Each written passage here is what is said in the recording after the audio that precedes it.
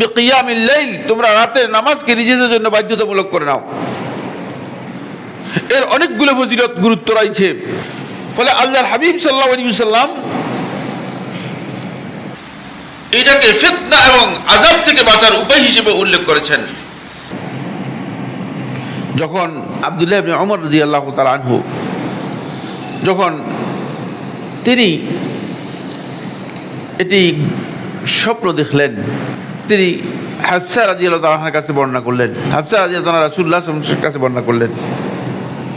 যখন আল্লাহ রাসূল সাল্লাল্লাহু আলাইহি ওয়াসাল্লামের কাছে আব্দুল্লাহ এর ঘটনা বর্ণনা করলেন, তখন আল্লাহ রাসূল সাল্লাল্লাহু আলাইহি ওয়াসাল্লাম আব্দুল্লাহ সম্পর্কে মন্তব্য করতে গিয়ে রাসূলুল্লাহ সাল্লাল্লাহু আলাইহি ওয়াসাল্লাম বললেন, নি'মাল আবদু আব্দুল্লাহ, আব্দুল্লাহ কতই না ভালো মানুষ, কতই না ভালো, যদি সেই রাতের নামাজটা নিয়মিত করত।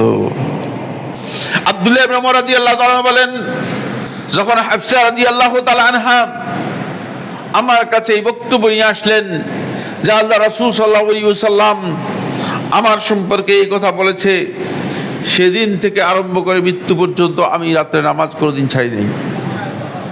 এটা এত গুরুত্বপূর্ণ, কারণ তিনি স্বপ্নের মধ্যে যেই আযাবের অবস্থা দেখতে পেয়েছেন, সেখান থেকে বাঁচার জন্য রাসূলুল্লাহ সাল্লাল্লাহু আলাইহি ওয়াসাল্লাম তাকে যে প্রেসক্রিপশন দিয়েছেন সেটা হচ্ছে এই, যে কোন ধরনের ফিতনা, যে কোন ধরনের আযাব, যে কোন ধরনের খারাপ অবস্থা আপনার দূর হয়ে যাবে যদি আপনি রাতের নামাজ নিয়মিত করতে পারেন। আমি নিজেই বিভিন্ন জন বিভিন্নভাবে আমার কাছে পরামর্শ চায়।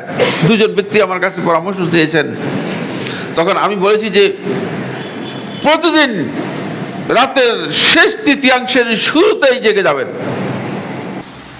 জেগে গিয়ে সালাত আদায় করবেন। সালাত আদায় করে 2 রাকাত সালাত আদায় করে আল্লাহ রাব্বুল আলামিনের কাছে আপনার যে সমস্যাটুকু রয়েছে এই সমস্যাটুকু নিয়মিত 1 মাস বলবেন। এটা আমার নিজস্ব তাজরিবা, নিজস্ব অভিজ্ঞতা, মানে হাদিসের বক্তব্য নয়, কিন্তু হাদিস সেটাকে সাপোর্ট করে। আন্দাজে বলি নেই, হাদিসের মধ্যে এর সাপোর্ট রয়েছে। 2 জনে আমাকে 1 মাস পরে রিপোর্ট দিয়েছে যে শেখ, আমাদের যেই মাকসুদ ছিল, যেই জন্য আপনাকে দরখাস্ত করে দিয়েছিলাম, সেটা আল্লাহ তাআলা কবুল করে দিয়েছে। আল্লাহ তাআলা কবুল করে দিয়েছে রাতের নামাজ। এর আপনি একেবারে হাতে হাতে পেয়ে যাবেন, হাতে হাতে পেয়ে যাবেন।